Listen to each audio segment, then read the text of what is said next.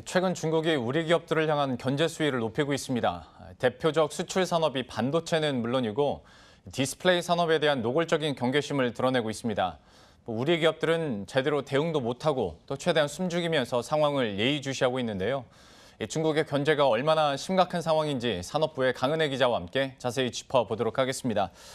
얼마 전에 중국 정부가 이제 반도체 빅3 업체에 대해서 강력 담합 조사에 들어섰다라는 소식을 이 시간 통해서도 한번 전화 연결로 들은 적이 있었는데요. 이 소식부터 다시 한번 정리를 해볼까요? 네, 말씀하신 대로 이 중국이 우리 기업인 삼성전자와 SK하이닉스, 또 미국의 마이크론 등 이 반도체 빅3 회사에 대한 가격 담합 조사에 착수를 했습니다.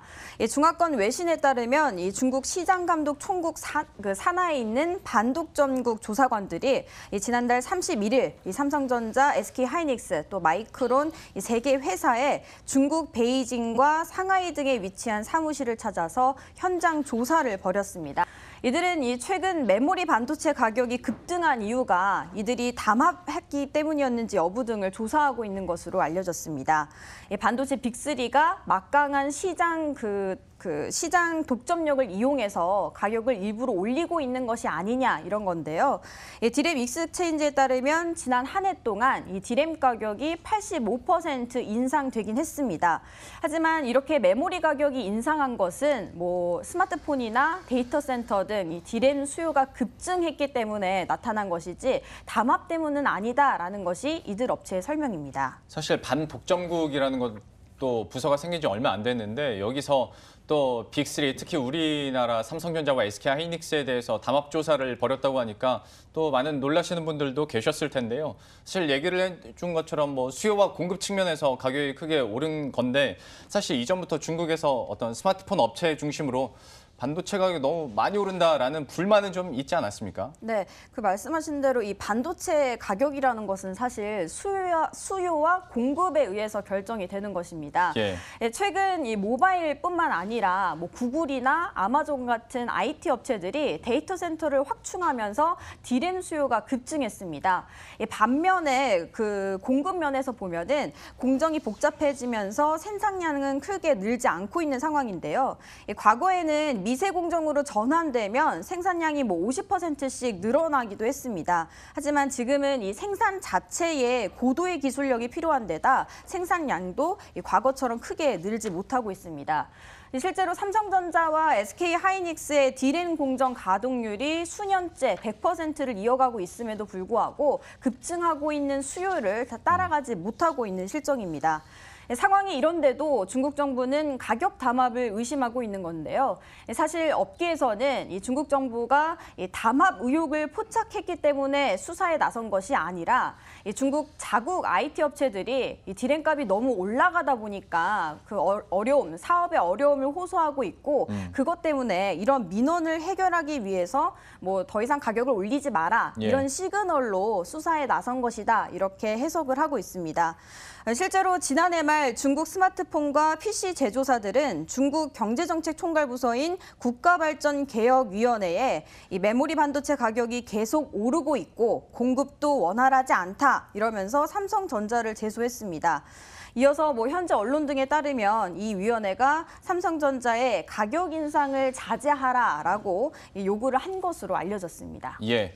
그런데 이 와중에 그 LG 디스플레이 중국 공장 승인을 두고 OLED 그 기술 이전을 전제 조건으로 한다라는 얘기가 잠깐 있었거든요. 물론 다시 이게 오보로 밝혀지긴 했는데 왜 이런 오보가 나왔을까 사실 좀 민감한 부분인데도 불구하고요. 좀 분위기가 상당히 좀 이런 쪽으로 고조되고 있지 않나 싶기도 하고요. 좀 취재를 해보니까 분위기가 어떻던가요? 네, 말씀하신 대로 이 중국 정부가 LG 디스플레이 그 광저우 공장을 두고서는 승인 조건으로 OLED 기술 이전을 뭐 요구했다라는 일부 언론 보도가 나오긴 했습니다. 네, 바로 LG 디스플레이 측은 뭐 사실 뭐 중국 정부로부터 기술 이전 요청을 받은 사실이 전혀 없다라고 의혹을 일축시키긴 했습니다. 현재 뭐 예정대로 기초 공사를 거의 완료한 상태고 이르면 이달 중에 건설 승인이 날 것으로 기대하고 있다라는 입장인데요. 사실 이 8.5세대 511이 광저우 공장은 LG 디스플레이와 또 중국의 지방정부인 광저우시가 7대3으로 합작해서 만드는 공장입니다. 그렇다 보니까 이제 와서 기술 이전을 요구할 법적 근거도 없고 말이 안 된다라는 이야기인데요. 그렇다면 왜 이 시점에 이런 이야기가 흘러나왔을까? 이 업계에서는 이 중국 디스플레이 업체들이 LG 디스플레이를 견제하고 있다 보니까 의도적으로 이런 이야기들을 흘리고 있다라는 지적이 나옵니다. 관련 업계자의 설명 들어보시죠. 보통 때 같으면 쉽게 될 것들이 지금 조금 늦어지고 제동을 걸리는 일이 생기니까 이런 게 아니냐 이렇게 보고 있는 거죠.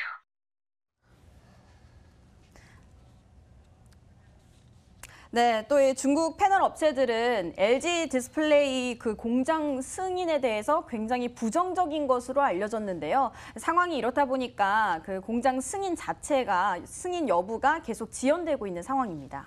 근데 작년이었던 거야. 삼성의 SDI나 LG와 그러니까 2차 전지, 2차 배터리 부분에서 제재를 받았을 때도 그렇고 이번에 반도체 가격 담합 조사 관련해서도 우리 측이 좀 적극적으로 대응을 못하고 있다라는 생각도 들고 다 좀 분위기 좀 보자라는 상황이잖아요. 이것도 좀 억울한 측면이 있을 것 같아요. 네, 맞습니다. 일단 삼성전자와 SK 하이닉스도 가격 담합에 대해서 적극적으로 해명하기보다는 최대한 말을 아끼고 있습니다. 다만 가격 인상은 수급 현상 때문이지 담합은 아니다라는 입장은 분명한데요.